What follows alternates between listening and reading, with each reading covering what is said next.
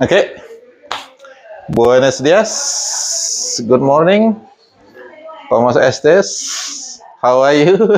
Okay. We learn 2 words every morning, every day. Now, we are on the 2 last chapter. Okay, so we'll try to finish this today. If not, then we'll continue on Monday, this is for animal biodiversity. And then after that, if we finish this, maybe on Monday we will have the last chapter, which is about conservation.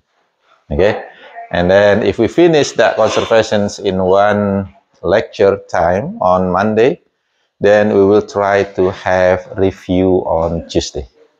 Okay, so in the review we can just discuss, ask question, kind of reviewing things that most likely will be in your final exam.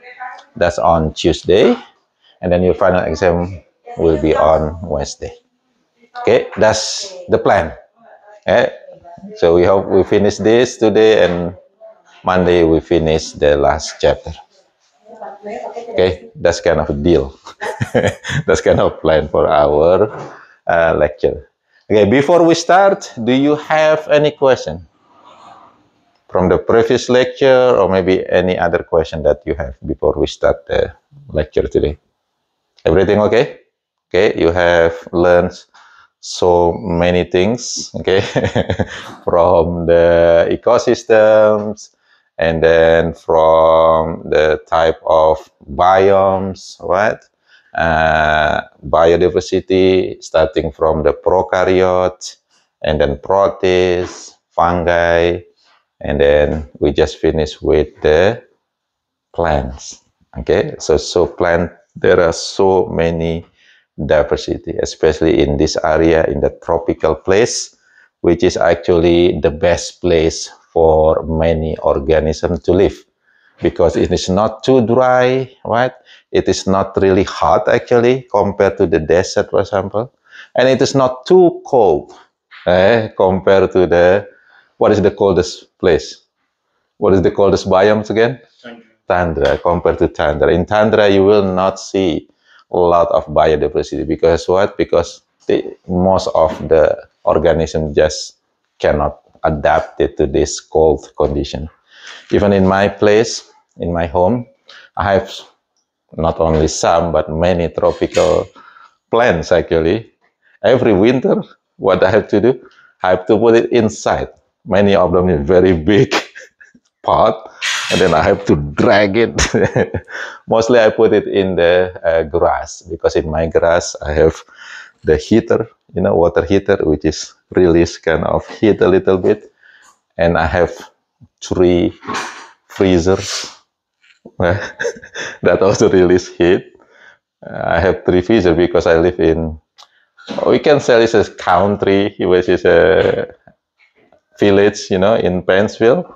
And then mostly, we eat meat, but the meat that we eat have to be what we call halal meat.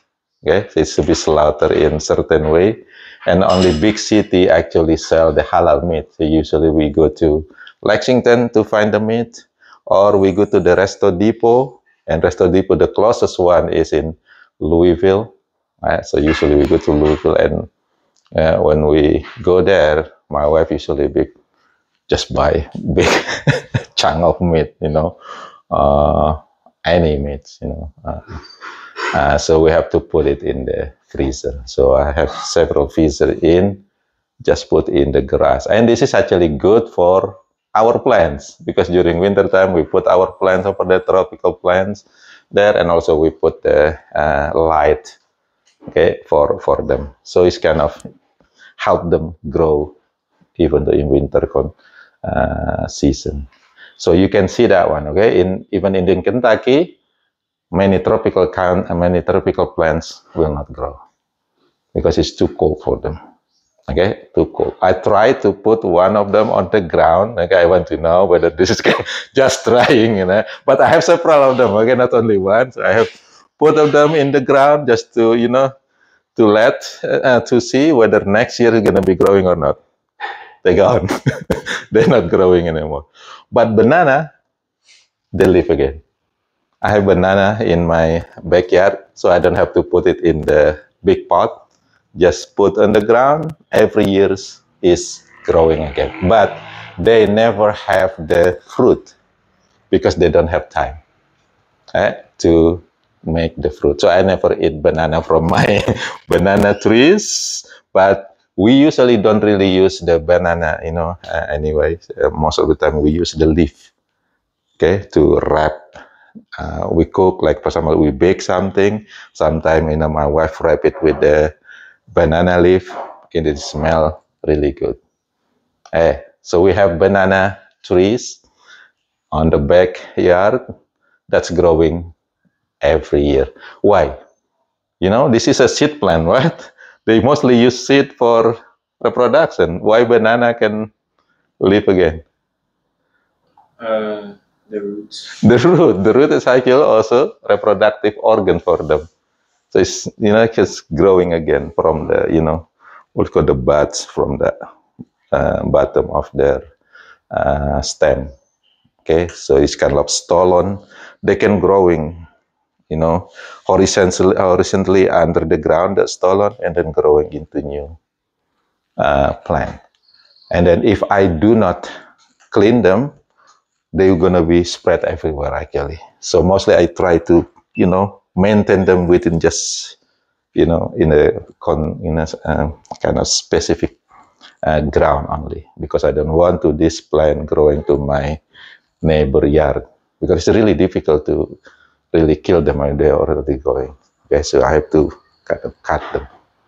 Okay, if you need banana tree, yeah, come to my house. Usually during April time, they have a lot of baby plant. I can dig it with, you know, I can give it to you. It's really easy to grow. Just put it in the ground, boom, it's growing.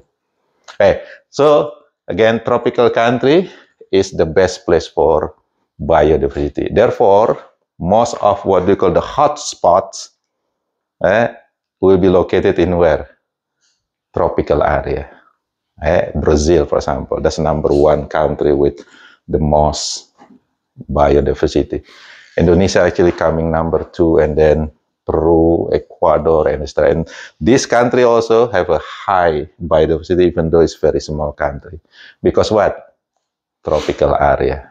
Yeah, they are placed in tropical area. Now, from that biodiversity, okay, remember when we talk about biodiversity, usually we talk about the species diversity, right? How many species? Okay, now my question is, which one do you think has the most biodiversity? If we compare the 5 types of organism, which one has more species? Prokaryote, protist, fungi, plant, or animal? Which one do you think have the most number of species? It means that they actually adapted to their condition. Therefore, prokaryote, not really. In the number of individuals, maybe yes, because just in one place, small place like this, maybe you have millions of bacteria, but mostly it's only one species of bacteria on that list. We're talking about the species number, not the individual number. So prokaryote is incorrect. Okay, anybody else? What do you think, Toby? Guess. Animals? Animals? Yes, that's actually correct. Animal actually has the most number of species. The most number of species in the world.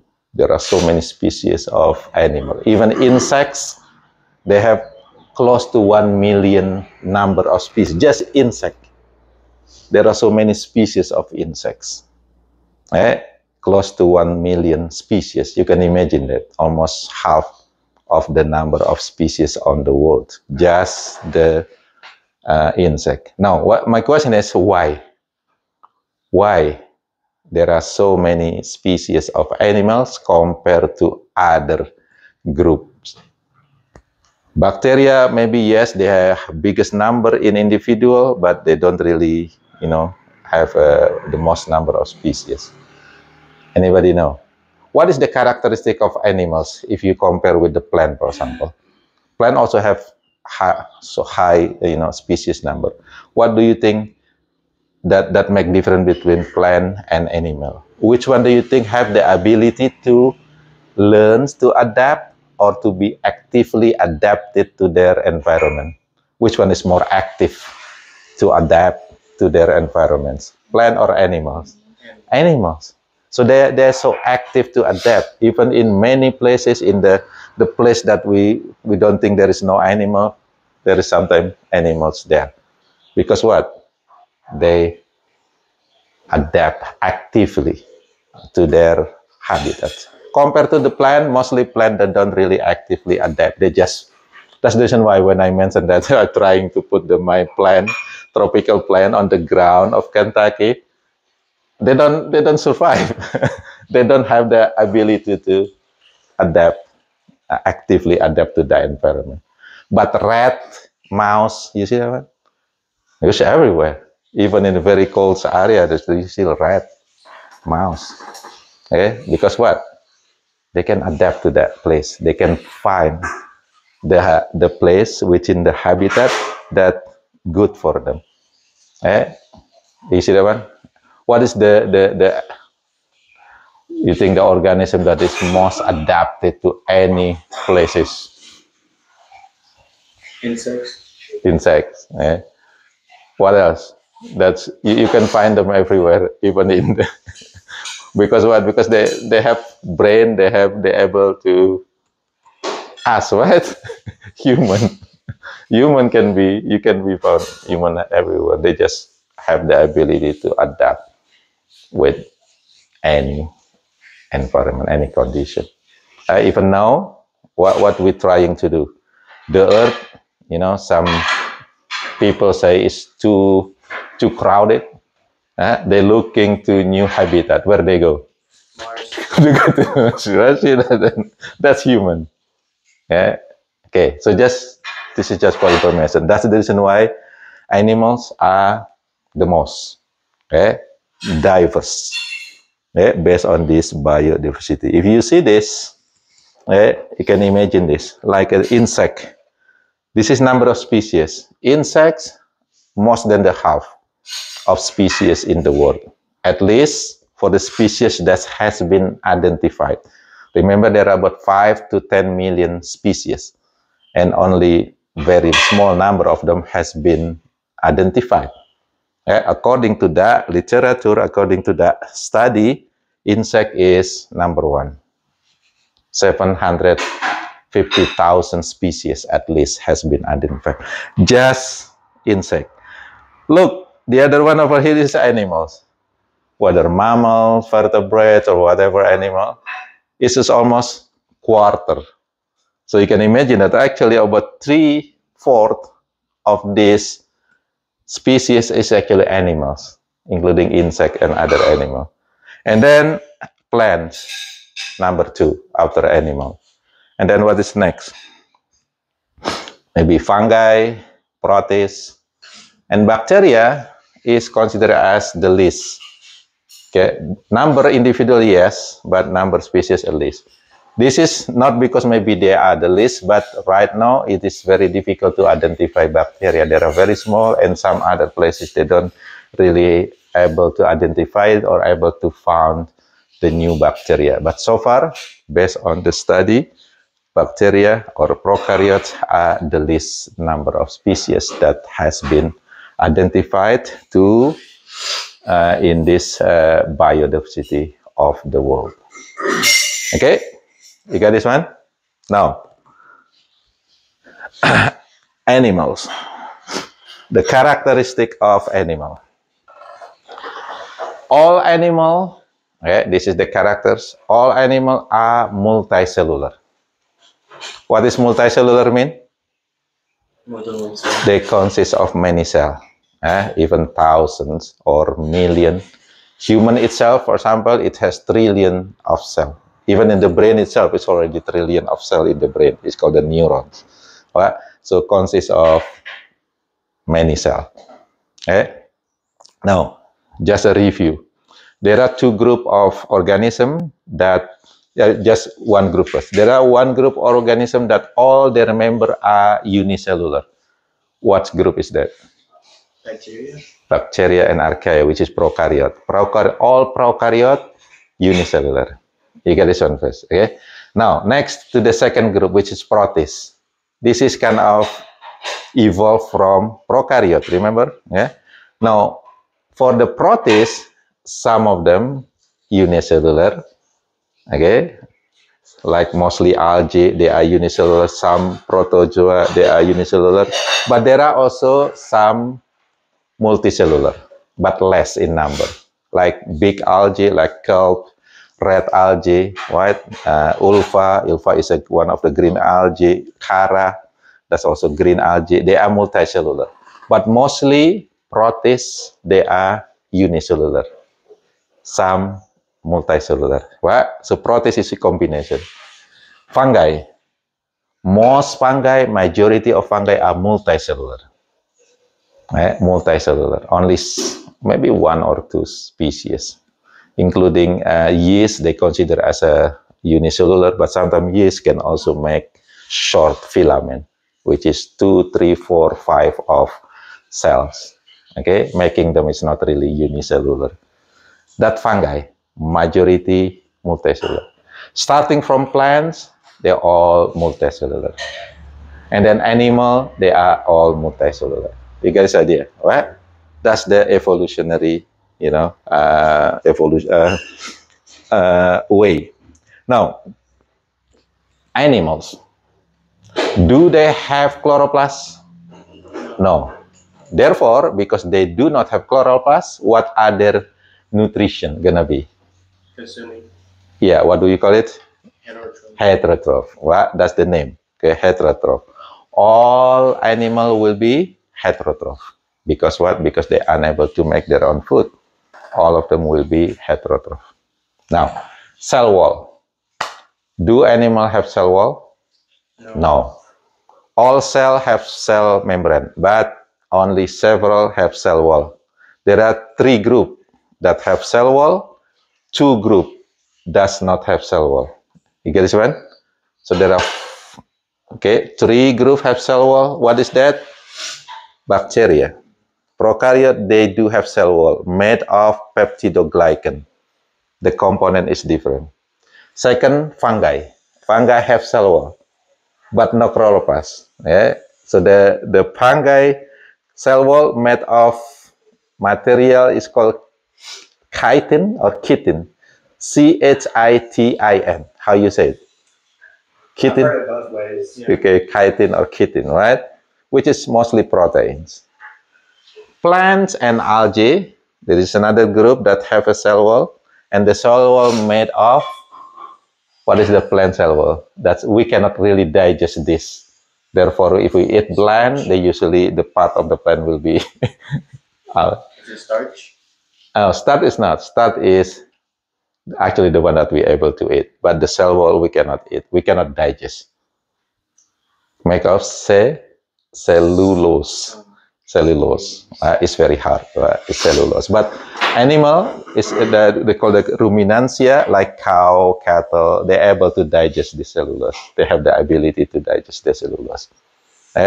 So that's the 3 group of organisms that have cell wall: prokaryote, fungi, and Bacteria. yeah, prokaryote is bacteria, fungi, and plant plus algae, because plant and algae, they are the same.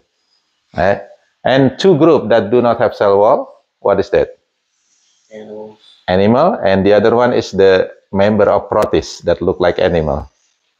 Protozoa. So that's the same, right? Protozoa, animal, primitive animal. So all animal, they don't have the cell wall. Animal have an active movement, majority of them, have an active movement. That we mentioned before, that they able to adapt to specific, condition. Therefore, their evolution can go flowing that adaptation. Okay, based on the adaptation, sometimes they're gonna creating different species. You see that one when we talk about biogeography. In then some place in Asia, for example, and here they have maybe the same type of animal, maybe like a tiger or maybe jaguar, but they are different species. Why? Because they have different adaptation, and then for a long period of the time, they evolve into different species, even though maybe they are still close relative. Example is in here in neotropical country, we have a big cat. It's called jaguar. But in Asia, in Africa, it is not jaguar. Do you know what is that? The one is really similar with the jaguar, but it's not jaguar. In leopard, yeah, leopard. That's almost similar. What I have a dot, but if you see closely, the black dot is different. It's different kind of feature on that dot. Jaguar over here is leopard. They both is called panther. Panther is actually the main group. Panther. Okay, so panther, both jaguar, leopard, and also there are black panther. What, you see the movie? The Black Panther. There's also panther group. Okay, including puma, they are the same group, panther group. Okay, they are very diverse also in the form and shape. So animals, they are very different. If you see plant, they kind of similar, right? They have root, what is stem, and then what? Leaf, right? Just even though maybe look, just they are very similar. But animal, they are really different, right? So diverse, so different. Right? This is again adaptation to their habitat. Why they like that? Okay, they mostly have sexual reproduction. Okay, to reproduce. Some still have non-sexual, especially for the primitive type of animals. And they have a fixed body plan. Sometimes we can call them whether they are asymmetrical, not symmetry at all, or maybe radial symmetry, or maybe bilateral symmetry. Okay, their body shape. Okay, so non-symmetrical is just like plant. Plant don't really have symmetry. You cannot really divide them into the same, part. Okay, so this is like, there are some animals that just look like this, like for example, sponges, which is SpongeBob. Okay, you see SpongeBob is square, but actually not square. that's already for made it square. But the real SpongeBob is not square at all, right? Okay, so don't be fooled by by the SpongeBob movie saying that, oh, SpongeBob is bilateral because what is square is not. Real SpongeBob is just like a plant, no symmetrical. So this is what we call the asymmetrical, non-symmetry body shape. Second, okay, this is considered as more primitive than the last one. What do you call this symmetrical? You can actually divide this body into two equal parts with many ways. You can divide it here. Yes, you can have two parts the same. You can divide it here. You have same. You can divide it here. You have same. Right? What do you call this symmetrical? Radial. This is radial. Okay? This is radial. Symmetrical. Example. Anybody can give example of radial symmetrical animal? They're usually floating in the sea. Just look like this. Yes. What do you call it? Jellyfish. You can divide it from the top, can divide it into many symmetrical. That's radial. The last one is most of modern type of animal. Okay, like just human, like that. You only can have one line to divide this shape. So you only can have this one. That's it. Left and right is the same. You cannot divide like this because top and bottom is different, right? Or you can divide like this, front and back. It's going to be different. Only left and right. That's only one way. And this is what we call the, what symmetrical? Radial symmetry. Oh, this is radial over here. Oh. Only two sides. Bi. Remember bi mean two? So this is bilateral. Okay? So many animals, they are bilateral symmetry. Okay? Now, that's the body shape. Okay. Now, this is the classification. We will not really go this deeply, but I just want to show you. Okay, the bottom one is actually the most primitive one. So animals, okay, generally is called as metazoa. Okay.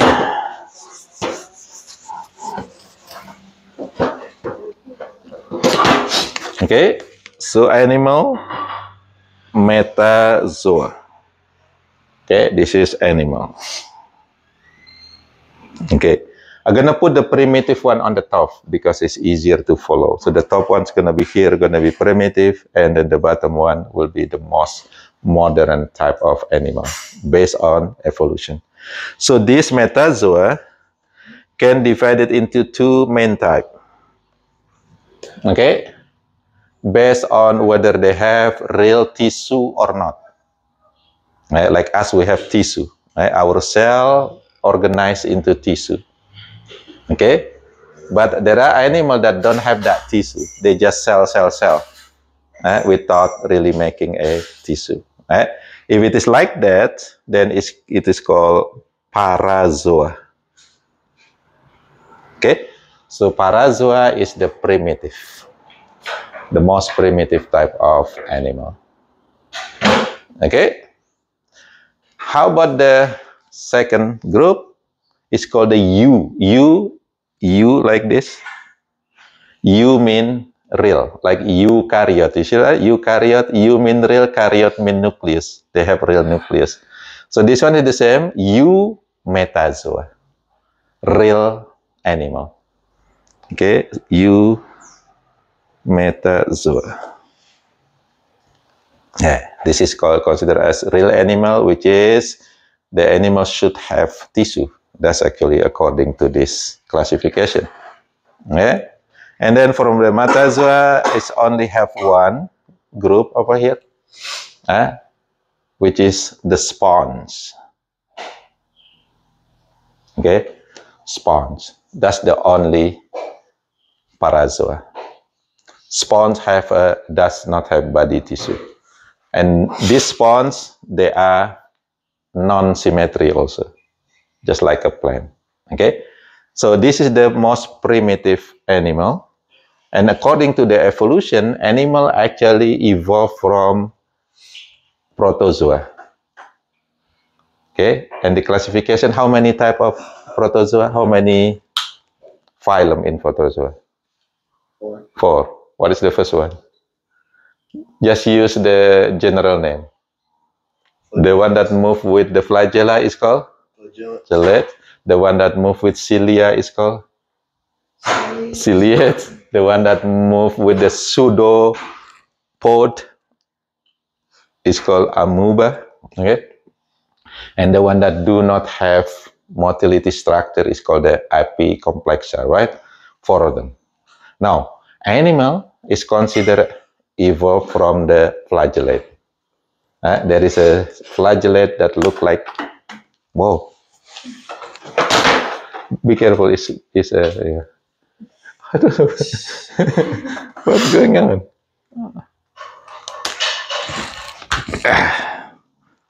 Okay, I hope it's work. There is a flagellate that look like this. Okay, it had flagella, right? Flagella. So this one, the species name is called the choanoflagellate.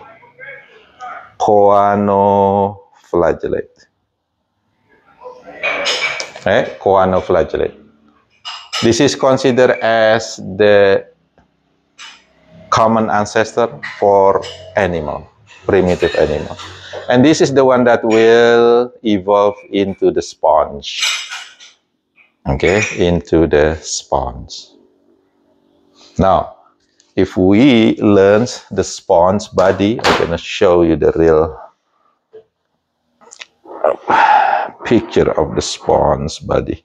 This is like this, right? See, it's not really look like a SpongeBob at all. Okay, that's the sponge. Now, if we, what is it? I have that picture somewhere. Oh, I don't think I have it here. So this is for my, okay. But,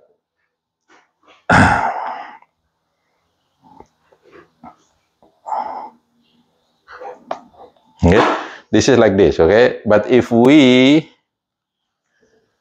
make a cross section, okay, their body is actually look like this. Okay, this has sponge, okay, and they have cell over here that actually very similar with the choanoflagellate. So consists of cell that its cell is look like choanoflagellate. It has flagella in it. Right?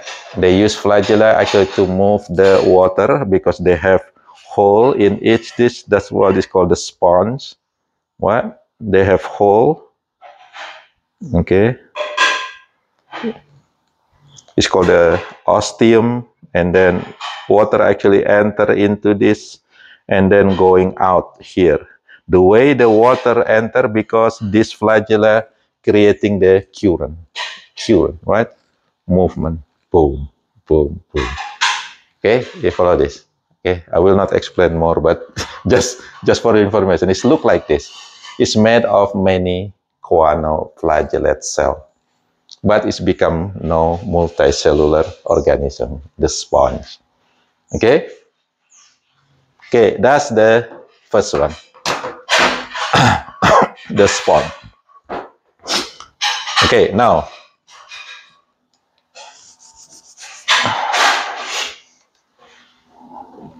Okay, so that one is easy, only one group.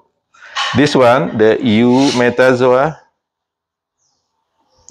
divided into also two main group. Okay.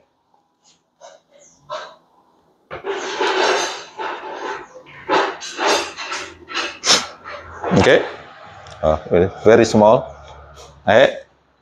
The most primitive one is actually Radiata. Radiata. Okay. And then a little bit modern group of animal is called the Bilateria. Okay, Radiata and Bilateria. Now, from the name, can you tell me what it is referred to? Symmetry. Symmetry. Okay.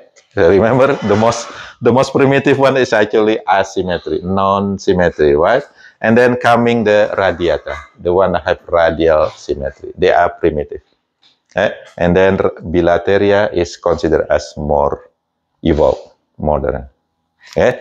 This Radiata, it has two. I just going to the last member, which is over here. I put it in the bottom. Okay. Cnidaria and Stenophora. They all actually the same type of organism, we call them, the first one over here called the jellyfish. Okay. Jellyfish, there are some big, there are some small. Okay. And the bottom one, the Stenophora, also jelly, but it's called comb jelly because they are very small, like a comb jelly. So they are similar. They are very similar, okay, on their shape, which is radial. Now, just for information, this group of animal, actually, they have two part of life, okay. When they are adult, okay, they actually live at the bottom of the ocean, okay, and then this is called polyps. So polyp is adult of this animal. They sessile. Do you know what is sessile mean? Like a plant. Sessile, they don't move. They stay on the bottom.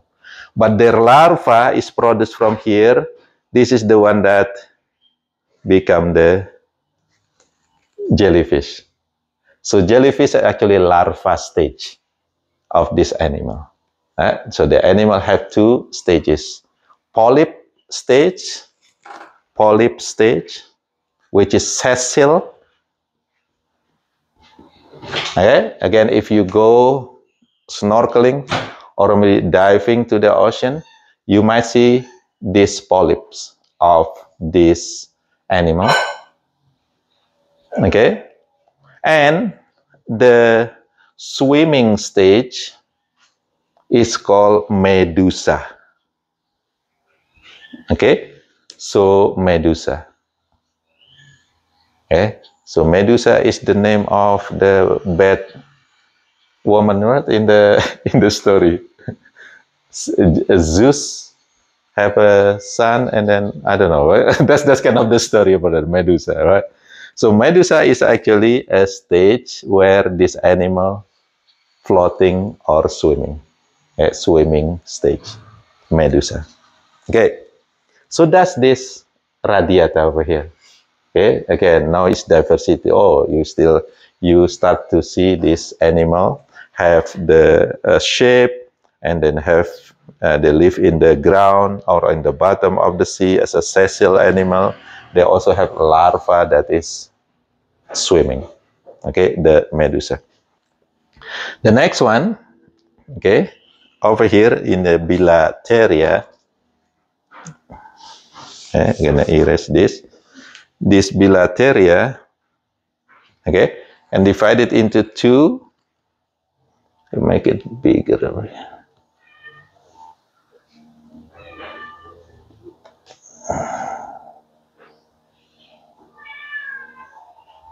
Okay. Okay. I'm gonna take the top one is as the most primitive one. Okay. It's a group of Bilateria that don't really have the cavity. Remember, we have body cavity, right? We have as a stomach, we have a what you call a thoracic cavity, we have brain cavity, the cranium. But this animal do not have cavity. It's called the acoelomate. Coelom mean cavity, so no cavity. Okay. And the second group will be the one that has coelom. It's called the coelomate. Coelomate. Okay. For the acoelomate, only one group. Okay. The animal is called the Azula. Not Azula. Azula is a Avatar. You see the Avatar movie, what? The Azula, the bad girl that fight with his brother, with her brother. So I'm gonna erase this. I'm gonna put over here, right, to make it easier for you to see. Okay. So a coelomate. This is animal called Azula. no body cavity animal. Okay, and the coelomate, this is animal that have body cavity. Then it is divided into two. Okay, so this is classification. Remember, mostly classification we use the morphology, the similarity. Now in the modern classification we use the DNA, but this one is a good classification by just based on the morphology. Okay, now for the coelomate, it's divided into two. The top one, again, I'm gonna put the most primitive one, is called the protostome. Protostome. Okay, and the second one is called the deuterostome. Deuterostome. Okay, stome means mouth. It's actually stomes mean mouth.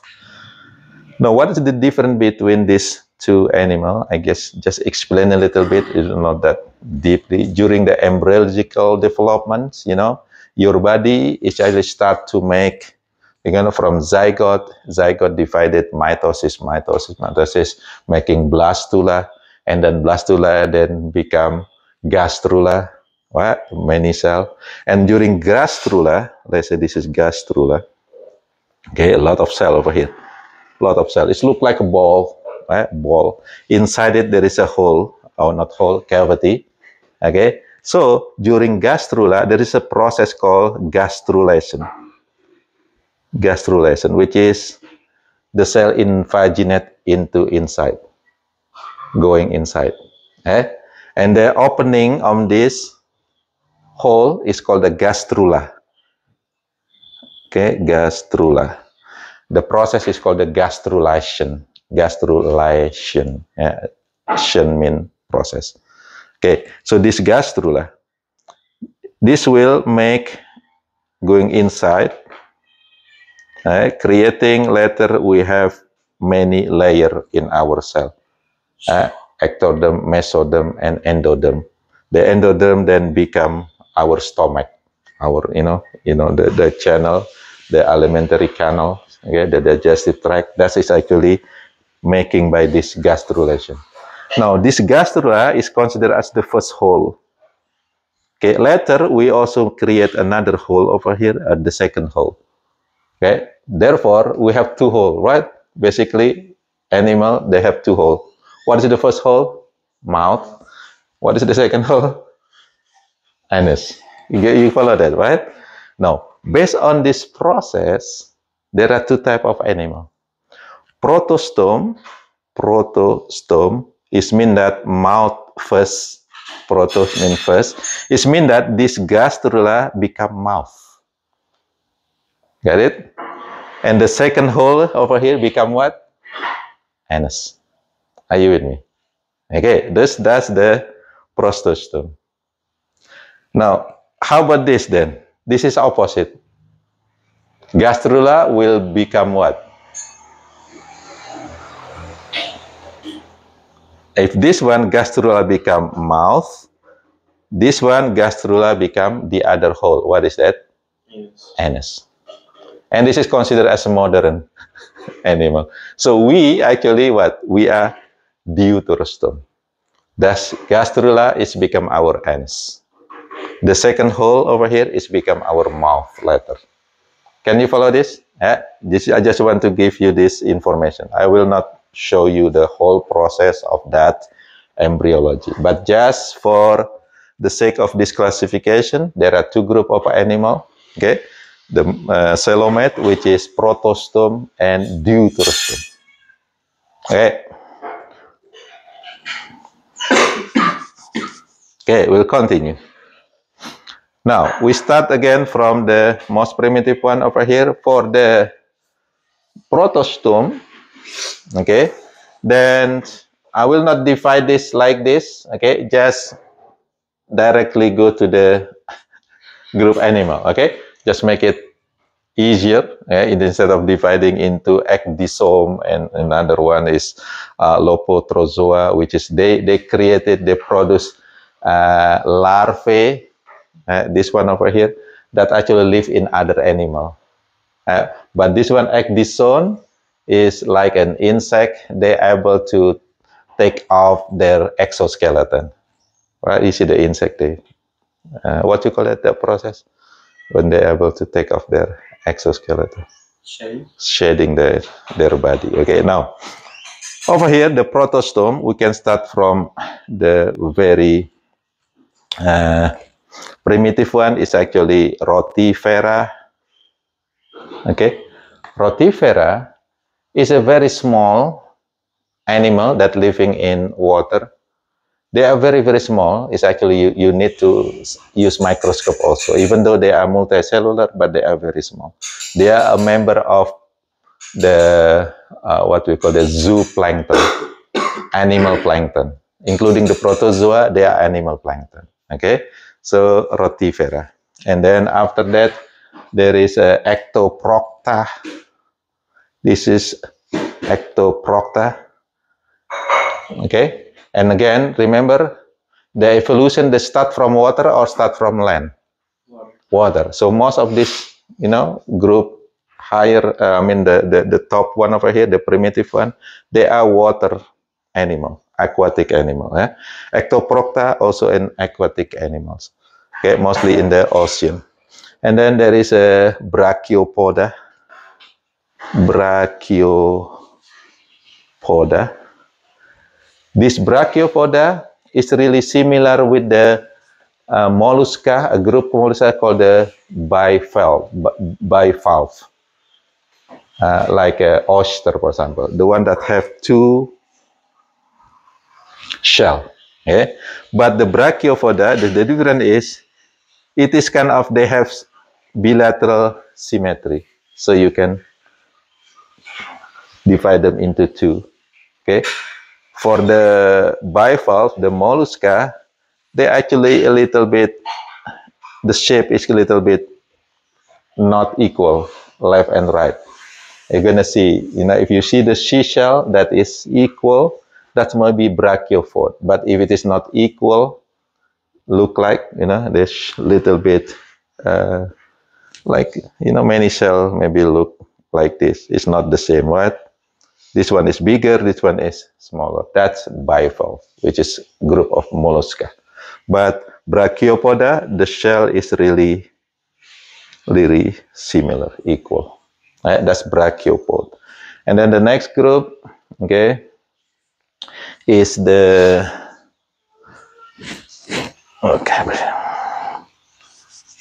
okay, over here is called the Platyhelminthes. Okay, platy means flat. Minthes, helminth is actually worm. So helminth is worm. What does that mean? Flat worm.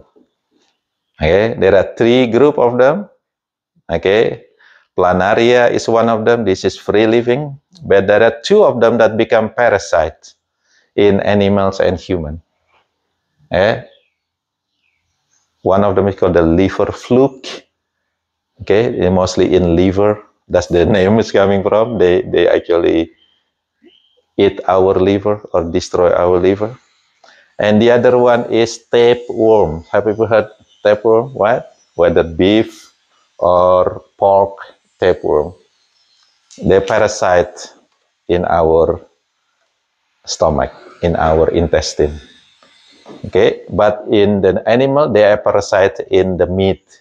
Therefore, if you don't cook the meat properly, they might have the larva or the eggs of that flatworm on their meat. And then if we eat it, it's growing into our what? In our intestine as a adult tapeworm. Really bad. Okay, that's Platyhelminthes. The next one, okay, over here we can put Annelida. Annelida. Okay, annulus mean rings.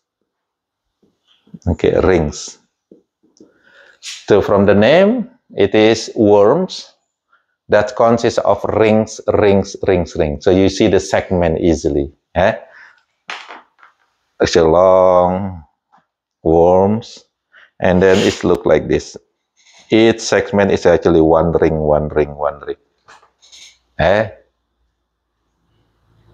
There are two of them. The one that live on soil, the earth, what do you call it? Earthworm. And there are also one that live in ocean. Okay, this is called the polychaeta. They have a lot of chaeta. Chaeta mean actually small feet that look like hair, but if you put under in your, you can feel it, the hair. The same thing with the earthworm. Earthworm is actually called the oligochaeta. They have a few chaeta, few legs under it, and then you put the earth. If you have the earthworm, the top is really smooth, but if you put in the bottom, actually you feel it. You can see the chaeta. You can feel it, a little bit rough. That's the chaeta, the kind of feet, okay, under their body. So that's the Annelida, whether oligochaeta, which is the earthworm, or polychaeta, which is the sea worm, ocean worm. And then we have the, after Annelida, we have mollusca over here. Mollusca. This is biodiversity again, mollusca. What does mollusca mean? This is animal that have soft body. That's mollusca means, soft body. Therefore, because they have soft body, many of them creating their own house, heart, shell. Okay, can you give me an example of gastropoda? Of the mollusca, the one that carry their home. Snail. Snail. So mollusca divided into 4 or 5, subphylum. One of them is called the gastropoda, which is the snail. And then another one, squid. They have a soft body, right? What is the other one that is really big? Wow, they have 8. Octopus. Octa mean 8, right? Octopus. Wow, so octopus. What about nautilus? Apa? The nautilus? Yes, the same. That's the primitive prehistoric animal actually. They are the same. So this mollusca divided into several phylum. Okay, like gastropoda. Gastropoda mean they have poda mean leg or foot. So they have foot on their belly. Gaster mean belly. Example is the snail. The nautilus, the octopus, the squid, they are called the cephalopoda. What does cephalo mean? Head. So their leg or the foot is coming from the head. That's actually the name, cephalopoda, including the nautilus, the octopus, and the squid. Okay, but they are all mollusca. Okay, that's the diversity of the mollusca. Okay, next. Next one that is over here, that is a little bit modern. It's called the nematoda. Nematoda. Nematoda is also known as a round worm. The worm that round. Many of them parasite in animal. If you have pets, like dog maybe, they have that round worm sometime on their intestine. So there's a round worm, nematoda. In human also it's become parasite. Okay, so that's a round worm. And the last one for this group, protostome, is the most abundant one, which is including insect over here. But the phylum is called the Arthropoda. Make it easier to. Arthropoda. Okay, arthro mean segmented, poda mean feet or foot or legs. It means that they have leg that separated into segment. Okay, there are many members of this arthropoda. One of them, they have 6 legs. What do you call them? Hexapoda, which is example is the most abundant species in the world. Ants? Yeah, and with insects, all of them call it insects. So hexapoda is the same as insects. So insects mean the one that have 6 legs. Which one have 6 legs? Ants. What else? You visit the farm last time. Butterfly. The one that pollinate a lot of flowers and give you nice, sweet, what do you call that? Bees? Bees. They're all insect. They have 6 legs. Okay. Now, another one that when we observe the Cloudiferous, you see millipede. Have you ever seen the millipede? What? And then there is another one called centipede. Now, what is the difference between millipede and centipede? The legs. The legs. Okay, what's different? The legs. The number of them? Yes. So millipede, it has 2 legs per segment. Millipedes. They are small, but they have more legs.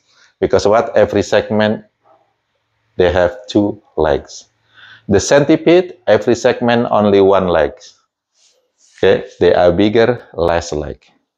And remember last time the guide said that millipedes, they are detrivores. They are good for us. What is detrivores? Break down waste, big material into smaller. But the centipede, they are actually hunter. They eat other smaller animal. Okay, that's centipede. Okay, so that's including in the arthropod. What else? You like it very much. It's in the seafood.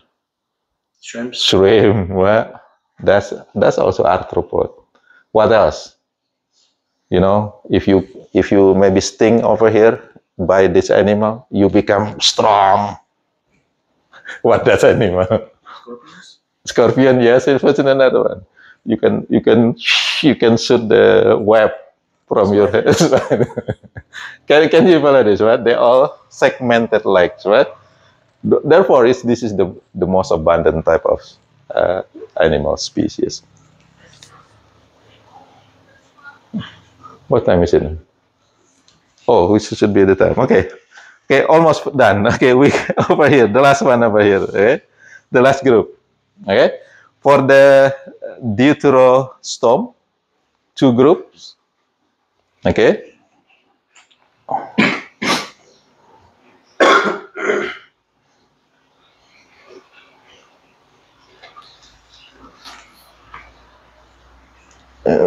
Over here is going. Okay. Okay. Gonna put the most primitive one of this group is called the Echinodermata. Echinodermata. Echino means spine. Dermata means skin. So their skin kind of have spine. Example is the SpongeBob friend. Who is that?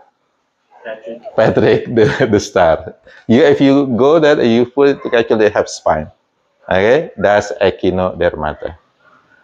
What is the one that have very long spine? Also live in the ocean on the intertidal zone. Sea urchin. That's also Echinodermata. Okay, that's modern. It's considered as a modern animal actually. And then the last one, of course, our group is called the Chordata. Okay, Chordata.